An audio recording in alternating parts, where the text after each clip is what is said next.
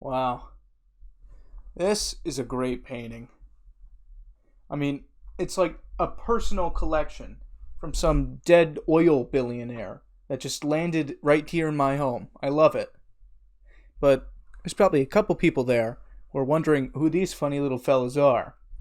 And in short, they're Sam and Max, the crime-stopping freelance detectives. But in long, Sam and Max is a series following an anthropomorphic dog and his rather small yet homicidal rabbit partner. Partner is in freelance police buddy, not romantic partners, though there's some evidence on the contrary. Started off as a comic book in 1987.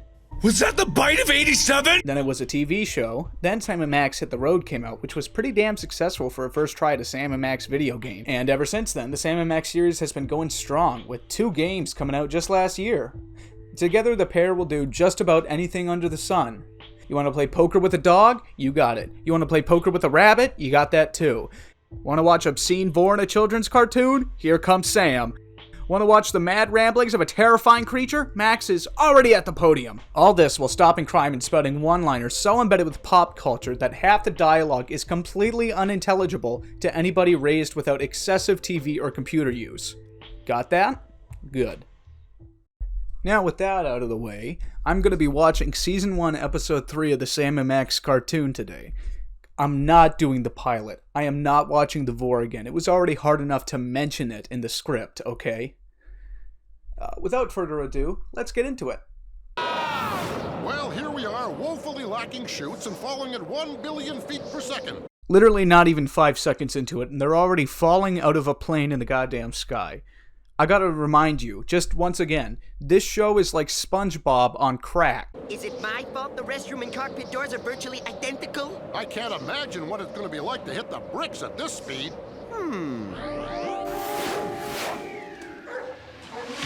Literally just watched him die. That's all I gotta say. I know!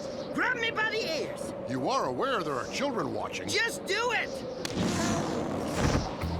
Good thinking, Max. I knew that latex skull of yours would come in handy someday. Smells like someone's having a barbecue. Gesundheit? Cartoon physics. It's a feral pack of bloodlusting trick-or-treaters!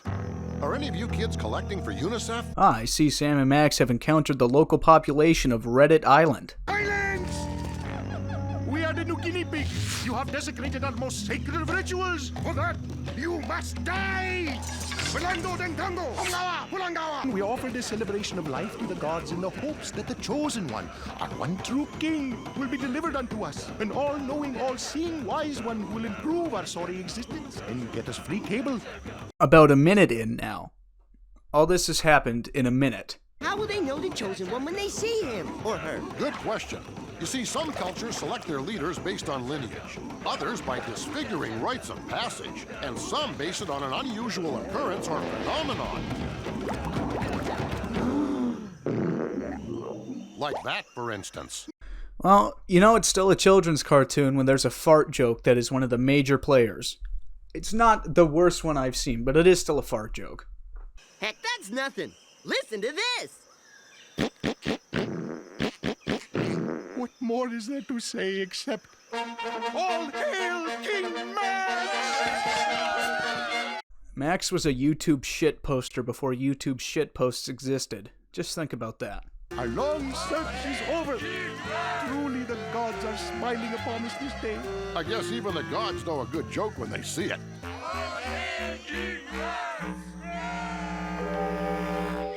So as if the episode wasn't already out there enough, this is where it really gets surreal.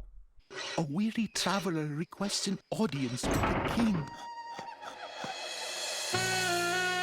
Sam, where have you been? Sit down, you're just in time for dinner. So immediately, Max has become the honorable and rightful king of the land, and Sam is left defeated, returning back to his former lover, friend. And without a moment to waste, Max calls to bring on the grub, which consists of 3 hamsters bird feeding him his food. Not joking. As is our custom in these matters, in order to ensure only the purest of rulings, you must first don the belt of piety.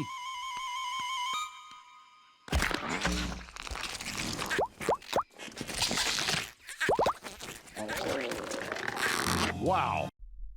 Actually pretty normal for kids shows at the time though. I don't know why, it's just a thing that happened.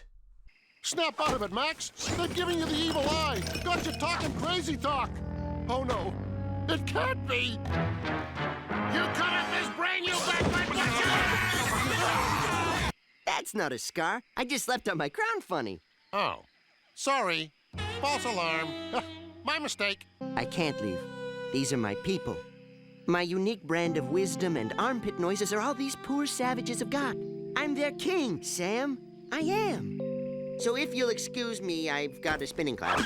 After this, Sam goes full-on Germa 985 and constructs a mini Max, even though Max is pretty small to begin with.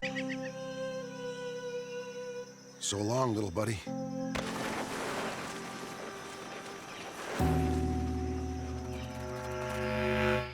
He has hardly even looked at this day's gross of gift offerings from his people. Look, it's cane toads. Just rub two against your head for a burst of color. Yeah, the 90s were a strange time for children's cartoons. You could just straight up offer one of the main characters drug toads and just get shrugged off. Pretty interesting. Gift bearers, bring Ungawa, Hirungawa. Knowing how close you and that son of a mangy dog were, your people commissioned the village clothier to create this for you, so that a part of friend Sam might be with you always. Really? What is it? Is it a commemorative plate of me and Sam in happier times? A Sam cereal caddy? Come on, tell me. Do you like it? I hope it fits. Sam. Oh yeah, forgot to mention.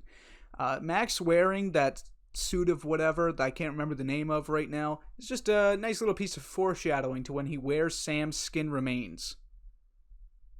Hey, this feels nice. How can I let this happen? Speak to me! I'm fine, knucklehead. Much like the weasel utilizes its collapsible skull to fit through near impossible spaces, I have called upon a like ability to collapse all my bones and bulky organs in order to dupe these uncultured puppies into thinking they've rolled and pressed me into this unsettling garment. Neat, huh? I can't accept your gift. It's no use, little buddy. Looks like the party's over. I think we better cut to the chase. Uh-oh, they've got us cornered. Back, you savages, back! I know how to use this. I'm warning ya. Max really is just a walking weapon of mass destruction, isn't he? Kinda terrifying. Also, where does he keep that pistol? Sam, before they husk us and boil us like 2 ears of peaches and green corn, I'd just like to say, I'm sorry. I hope you can forgive me. You mean for acting like a bonehead and forgetting who your real friends are? No, for this. There he is! Bash the king! Bash the king! This really says a lot about society. Ulanga! Rulangawa!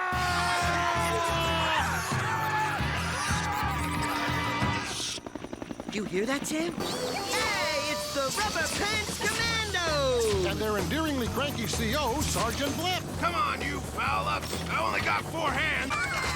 Feeding time! Let's go! No, I think there's a GTA 5 mission like this, except the bullets are a teensy bit more lethal. I never dreamed we could have so much fun and still be suitable for young viewers. And just to end it off, a fourth wall break. Hey, what about the gratuitous blowing up of the local filling station? Well, I'll be. Our work is done here, Max. Let's head for home.